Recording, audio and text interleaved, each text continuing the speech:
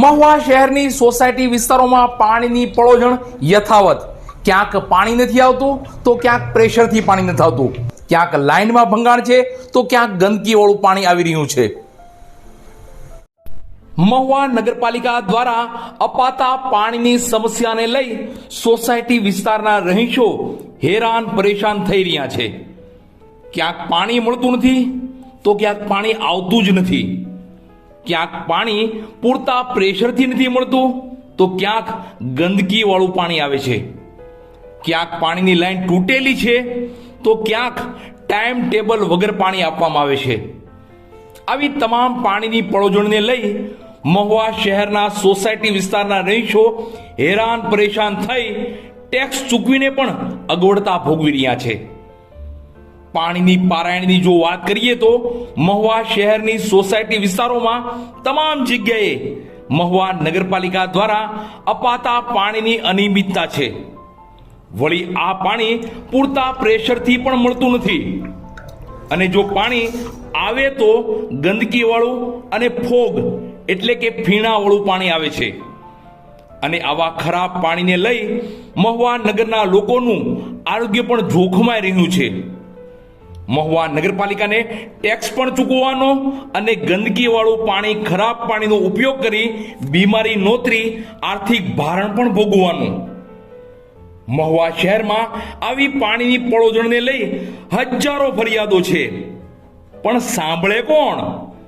અને જો સાંભળી પણ લે તો પ્રશ્નનું સમાધાન થતું જ નથી.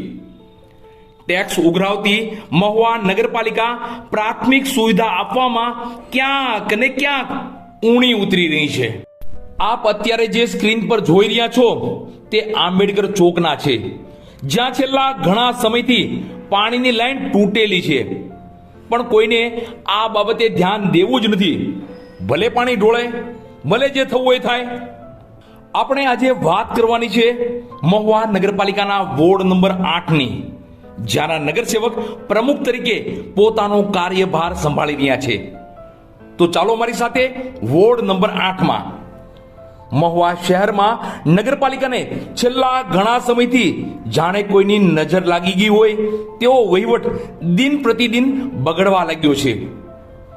જે નગરસેવકોને લોકોએ પવિત્ર મત આપીને નગરપાલિકામાં બેસાડ્યા છે તેવા નગરસેવકો હાલમાં પોતાના વોર્ડમાં શું પ્રશ્નો છે, લોકોની શું સમસ્યા છે તે કશું જાણતા જ નથી. ત્યારે ઉલ્લેખની વાત તો એ છે કે વોર્ડ નંબર 8માં છેલ્લા ઘણા સમયથી અનેકો જગ્યાએ પાણીની લાઈન લીકેજ હોય, જેથી એકતા સોસાયટી, શ્રીનાથજી સોસાયટી, ખોડિયાર નગર, નીલકંઠ પાર્ક, એકતા નગર આવી અનેકો સોસાયટીમાં લો પ્રેશરથી પાણી આવી રહ્યું છે. એમાં પણ પાણી આવ્યા બાદ 30 મિનિટ સુધી ગટરનું ગંદુ પાણી આવી રહ્યું છે.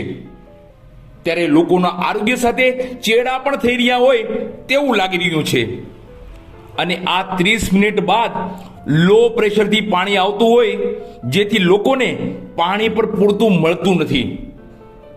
એક તરફ 3 દિવસે પાણી વિતરણ અને એમાં પણ લો પ્રેશરથી, જેના કારણે મહિલાઓને ભારે હાલાકીનો સામનો કરવો પડી રહ્યો છે.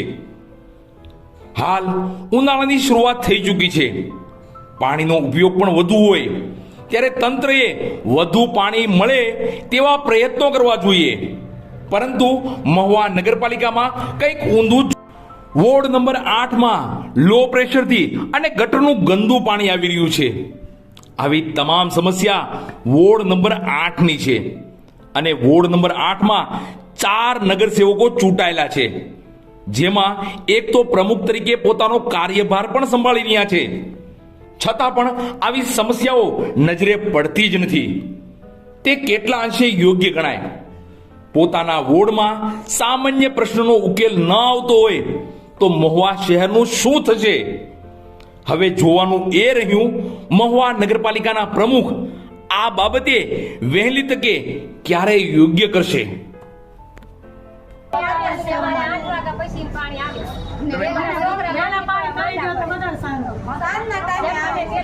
નથી ગંદકીનું પાણી આવે, માતા ઓસા આ ગંદકીનું પાણી આવે છે, આમથી અમે બધા બીમાર પડીએ. એટલે લાઈન રિપેરિંગ કરવા હાટું અમે કહીએ અરજી કરવા આવ્યા છીએ કે વહેલાસર તમે ધ્યાન દોરી કરી અને અમારે લાઈન રિપેરિંગ કરો, જેથી અમારે સ્વચ્છ પાણી મળે. અને આ ગંદકીના પાણીમાં ખૂબ જ બધા બીમાર પડીએ છીએ, વારે વારે તાવ આવી જાય છે. એટલે આ પ્રશ્ન તમે ક્યાં વિસ્તારમાં રહ્યો છો? એકતા નગર મેલડી માતા મંદિર પાસે. મેલડીમાન મંદિર પાસે. કેટલા દિવસે પાણી આવે તમારે? 4 દિવસે પાણી આવે 4 છે. દિવસે આવે છે. એમાંય છેલ્લે બહુ મોડું પાણી પણ ગંદકીનું જ આવે 6:30 આવે એક કલાક જ પાણી આવે પણ એક રાતનો સમય છે, ઈ સમયે તમને અમે એ સમયે ફેરફાર કરી ગયો. પાણી આપો એમ પાણી આપે એટલું અમને પાણી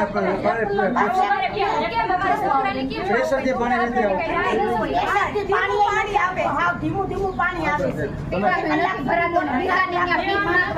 પાણી ભરવા જાય તો અમારે મોટર પડે, અમે કેટલું પાણી ભરવા દઈએ? કોઈ પાણી કોઈ મત લેવા બધા આવે છે કે હાલો મત દઈ જાઓ. તો પાણી તો આવતું નથી અમારે. તમે નગરપાલિકામાં ધ્યાન રાખજો, જો આ રિપેરિંગ નહીં થાય તો કોઈ મત દેવાય નહીં આવે. અમારા વિસ્તારમાં જે ચૂંટાઈ ગયા છે ને ઈ લોકો સાહેબો જોવા જ નથી આવતા. મત દેવા ટાણે અમારી પાસે આવશે, પછી આવ્યા જ નથી એક એવા પ્રશ્ન સોલ્વ કરવા. પાણી ન તો ખાસ.